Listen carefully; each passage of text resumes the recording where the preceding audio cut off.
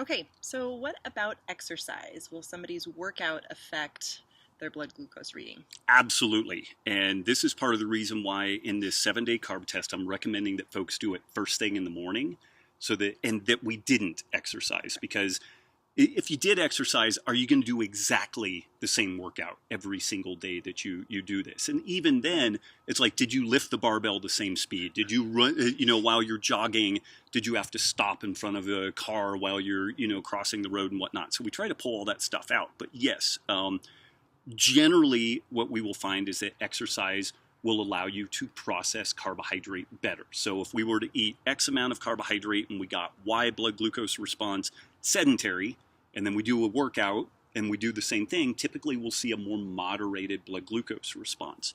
The caveat to that is that a really high intensity training session like CrossFit or Brazilian Jiu-Jitsu or something like that could, due to the stress of the training, produce an elevated blood glucose response. So there is kind of a caveat there where you could, with very high intensity training, see an elevated blood glucose response that is independent of the food. Got it. So I know people have this question as well, and you mentioned this in the book, but what other foods can people have while they're doing the test, while they're having their test carbohydrate? Beverages? Do they eat anything else? Ideally, you keep it as simple as possible, like water, maybe some coffee. What we're trying to do to say, and people will argue about this. They'll say, well, if you ate a mixed meal, then the blood glucose response would be better. Yeah, that's true.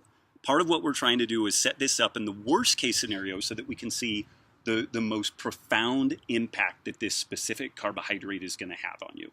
And then at the end of this process, maybe you handle that carbohydrate just fine. Or maybe if you don't, then we ask some questions. Do we reduce the amount of carbohydrate? Do we introduce some protein or some fat or some fiber? And that is going to mitigate the blood glucose response. But that starts getting very complex to do that in a testing setting. For the purpose of this test, we want to see how you respond to this specific carbohydrate, and we want to keep that as simple as possible. You've used some coffee with your meals. Black coffee, so black you're not coffee. going to add any creamer or anything Right, like that. because the cream could definitely slow some stuff down. And even then, if you want to do that, it's fine. Just do it exactly the same every single time.